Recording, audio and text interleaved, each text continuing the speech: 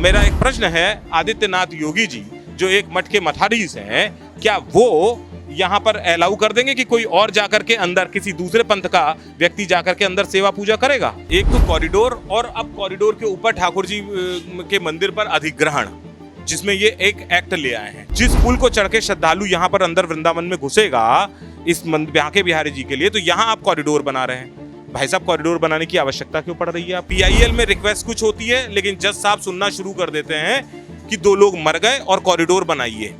जब हमने कहा कि साहब इसकी जांच होनी चाहिए, तो जांच कौन करता है? वो भी सरकारी व्यक्ति करते हैं ना। कोर्ट ने उन पेटिशनों को अपने पास बुलाया, जबकि अमूमन सुप्रीम कोर्ट में इस तरीके के निर्णय जब होते हैं तो या तो वो पूरा का पूरा मुकदमा मंगा लेते हैं या वो हाई कोर्ट को डायरेक्शन कर देते हैं। दोनों में से कुछ भी नहीं हुआ और सुमोटो लेते हुए उनको पैसा रिलीज कर दिया जाता है और स्कीम अलाउ कर दी जाती है। अगर सरकार की नीयत साफ होती तो 2023 से कॉरिडोर का निर्माण का कार्य शुरू हो जाना चाहिए था।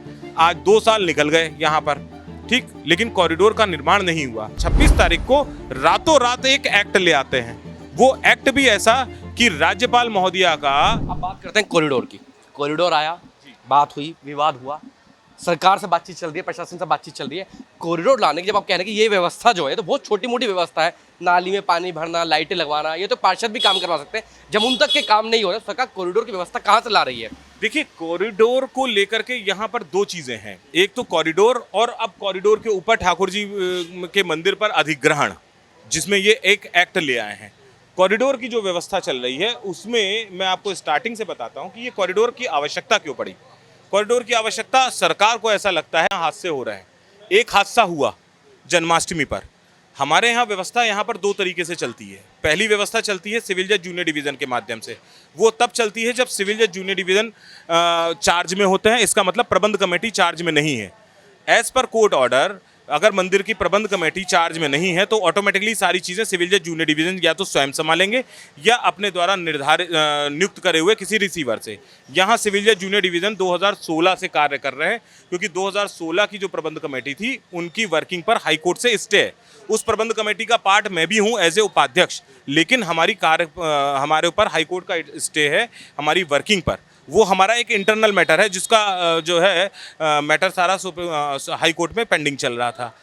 जब यहाँ 2022 में और 22 से पहले भी लगभग 30-35 साल पहले से ही जब से भीड़ भरना शुरू हुई थी, तब से चाहे सिविल जज जूनियर डिवीज़न हो या मंदिर प्रशासन हो, जो प्रबंध कमेटी है, वो यहाँ के सारे जिला अधिकारियों को, जितने भी बड़े अधिकारी हैं, चाहे वो एसपी हैं या डीएम हैं या जो है नगर आयुक्त हैं या जो है सीएमओ साहब हैं, इन सबको एक लेटर जारी करती है कि साहब हमारे यहाँ ये विशेष उत्सव है, जो साल में 7 या 8 विशेष उत्सव हैं, उनमें भीड़ हो रही है। भीड़ के वजह से किसी तरीके की कोई जनहानि ना हो या किसी तरीके की कोई प्रॉब्लम ना हो, इसके लिए आप आइए और आ करके यहाँ मंदिर का चार्ज देखिए। पर्टिकुलर उस दिन का जन्माष्टमी के लिए जो लिखित नोटिस था वो पहले से ही चला जाता है, सारे उत्सवों के लिए जाते हैं। सरकार तत्कालीन वहाँ पर जो भी लोग होते हैं वो सरकार उसमें पुलिस वालों की नियुक्ति कर देती है। उन पुलिस वालों का उस दिन का भोजन प्रसाद की व्यवस्था मंदिर प्रबंध कमेटी की तरफ से होती है। वहाँ पर जिला प्रशासन के सारे लोग थे, जो ऊपर ये सारे वीडियोस हैं, सारे साक्ष्य हैं, जो ऊपर गैलरी में खड़े होकर के सेल्फीज ले रहे थे, वीडियोस बना रहे थे। नीचे लोग मर रहे थे। लिटरली कंडीशन ये थी कि लोगों को हाथ से पकड़ पकड़ के खींच के रूम में अंदर लेकर आया जा रहा था, क्योंकि नीचे इतनी गंदी व्यवस्था हो चुकी थी। बामुश्किल लोगों की जान बचाई। अब यहाँ पर एक ट्विस्ट आ जाता है। ट्विस्ट ये आता है कि जो घटना 21 या 22 तारीख की जन्माष्टमी रही, वहाँ पर जो घटना हुई उससे पहले एक पीआईएल दाखिल हो जाती है हाई कोर्ट में 18 तारीख को, जिसका नोटिस हो जाता है। पीआईएल जो व्यक्ति दाखिल करता है उसका नाम है अनंत शर्मा। अनंत शर्मा एक एनजीओ चलाते हैं। उस एनजीओ में सारे अधिकारी जो हैं सरकार के, जो हैं उसके अंदर जो बोलते हैं एनजीओ में, जैसे जो डोनेशन तो नहीं देते हैं, जिनकी नियुक्तियां होती हैं, पद जिनको दिए जाते हैं, वो ज़्यादातर सरकारी लोग हैं। और उनकी वही सरकारी लोग इस एनजीओ को जो है ना फंड मुहैया कराते हैं। यही अनंत शर्मा पहुंच जाते हैं हाई कोर्ट एक पीआईएल दाखिल करने, और उसके बाद सर्टन हमारे यहाँ 2 लोग मर जाते हैं सारे अधिकारियों की व्यवस्थाओं में। वहाँ पर एक कानूनी लड़ाई शुरू हो जाती है। पीआईएल में रिक्वेस्ट कुछ होती है, लेकिन जज साहब सुनना शुरू कर देते हैं कि 2 लोग मर गए और कॉरिडोर बनाइए। जब हमने कहा कि साहब इसकी जांच होनी चाहिए, तो जांच कौन करता है? वो भी सरकारी व्यक्ति करते हैं। तत्कालीन उस समय रिटायर्ड डीजीपी सुलखान सिंह और उनके साथ तत्कालीन जो है कमिश्नर अलीगढ़ गौरव दयाल, ये जांच करते हैं, जो सरकार का पार्ट होते हैं। उनकी एक बहुत वृहद रिपोर्ट जाती है जिसके अंदर किसी को दोषी नहीं माना जाता है। मैं वहां जाकर के बोला कि साहब इसमें जांच होनी चाहिए, मेरी एप्लीकेशन है, प्रेयर है, इसमें देखिए। तो वहां पर ये कहा जाता नहीं, जो लोग मर गए सो मर जान दीजिए, अब तो यहाँ कॉरिडोर का निर्माण होगा, उसके लिए व्यवस्था देखिए, उसमें आप लोगों को क्या आपत्ति है। पहले तो हमको पार्टी ही नहीं बनाया गया, सुप्रीम कोर्ट ने ऑर्डर करा आप नेसेसरी पार्टी हैं, जाइए जाकर के पार्टी बनिए। वहाँ पार्टी बन करके हमने पूरी इंप्लीमेंट दी, अपनी सारी चीज़ें वहाँ पर स्वीकार करी गई और वहाँ से कॉरिडोर का खेल शुरू हो जाता है। फाइनली उसके अंदर 2023 के अंदर एक कॉरिडोर का ऑर्डर हो जाता है।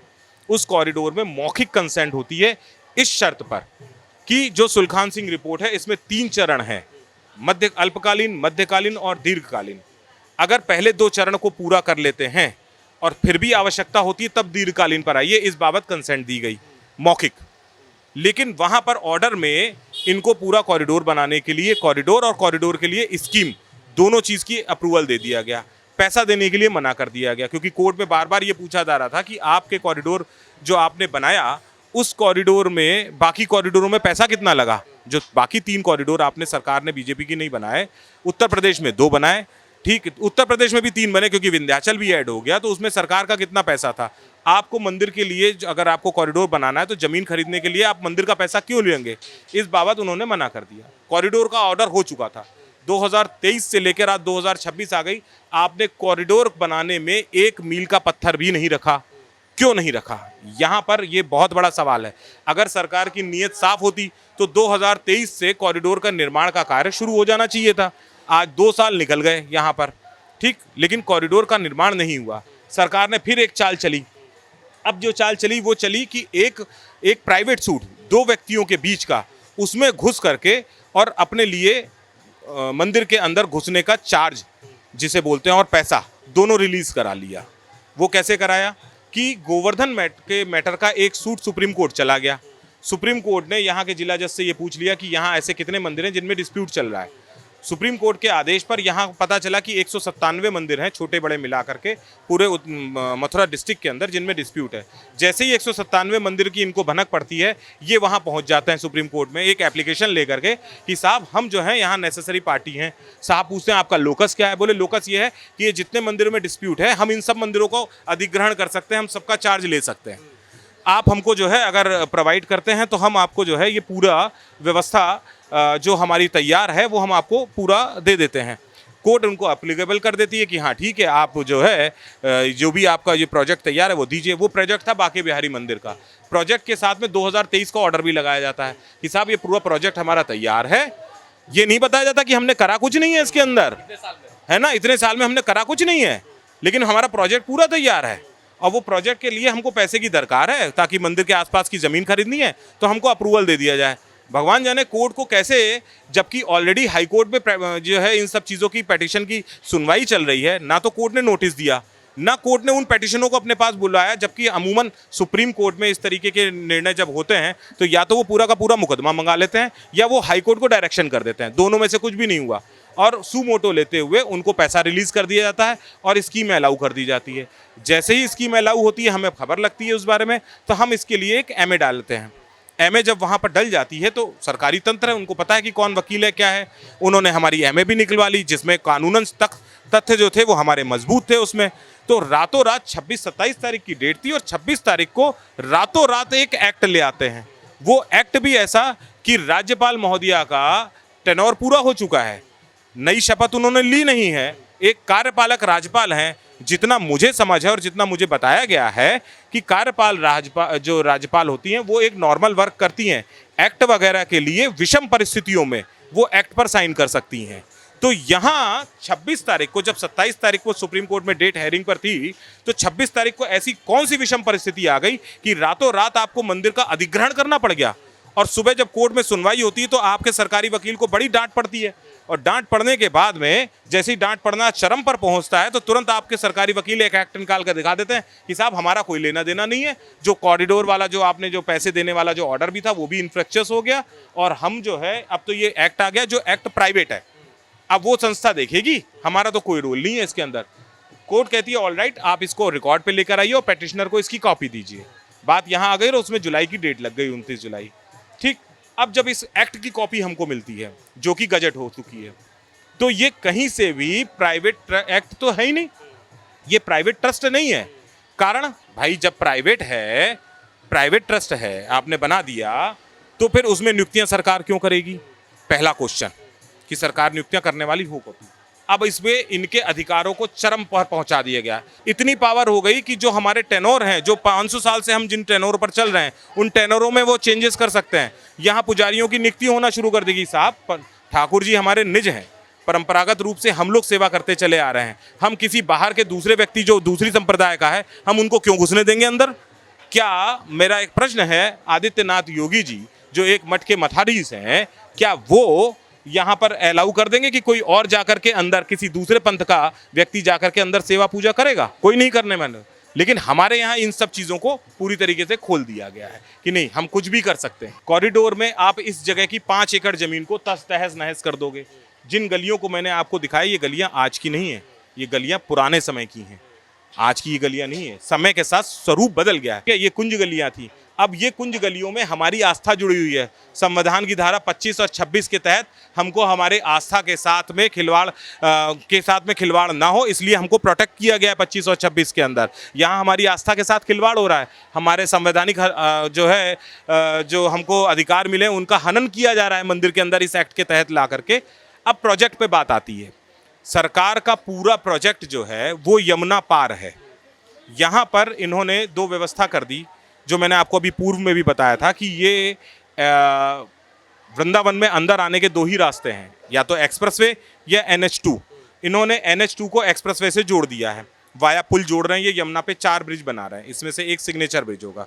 एक नव वृंदावन बना रहे हैं जो माठ क्षेत्र में होगा, जमुना के उस तरफ को, जमुना का वो वाला साइड और जमुना का इधर का साइड। मतलब किसी भी नदी का जो एक छोर उस तरफ का और एक छोर इस तरफ का, ये सरकारी भूमि होती है, इसमें किसी को कोई दो राय नहीं है, ये सारी सरकारी भूमि होती है। उधर तो सरकारी भूमि पर आप अपने पार्किंगें मल्टी लेवल 2-2, 3-3 पार्किंगें बना रहे हैं, बाकी सब सुख सुविधाएं बना रहे हैं, पुल कनेक्ट आपने कर दिए वहाँ पर, ठीक है ना। लेकिन यहाँ पर आप क्या कर रहे हैं, जो यहाँ से 100 मीटर यमुना की दूरी है, जिस पुल को चढ़ के श्रद्धालु यहाँ पर अंदर वृंदावन में घुसेगा इस बांके बिहारी जी के लिए, तो यहाँ आप कॉरिडोर बना रहे हैं।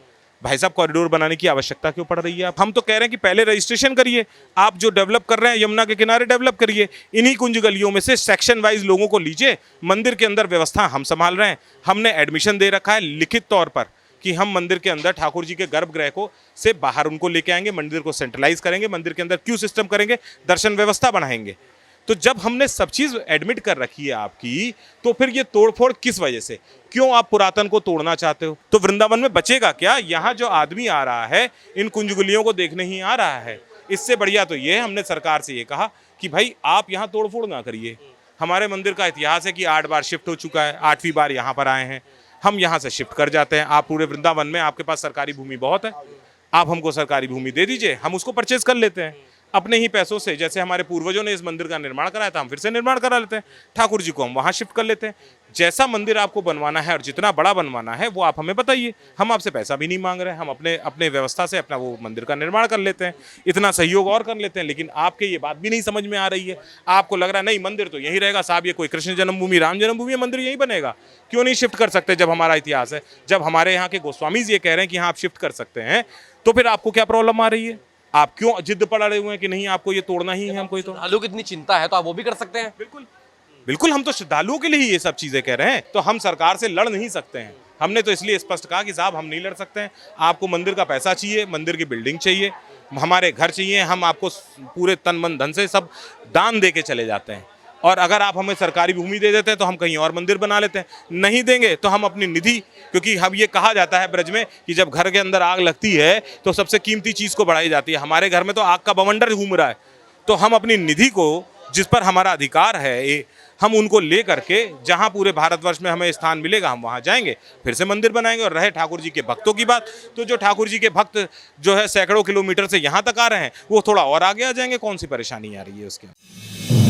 आप देख रहे हैं नेट्रिक न्यूज, साहस सच कहने का।